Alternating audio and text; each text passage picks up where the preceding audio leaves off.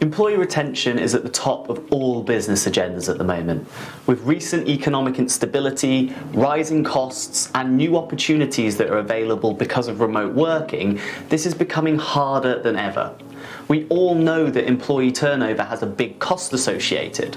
Replacing, retraining, and the resulting productivity losses can have a big impact, especially in small businesses. Employee retention, however, helps retain knowledge, create strong customer ties, and also a healthier community within the business itself.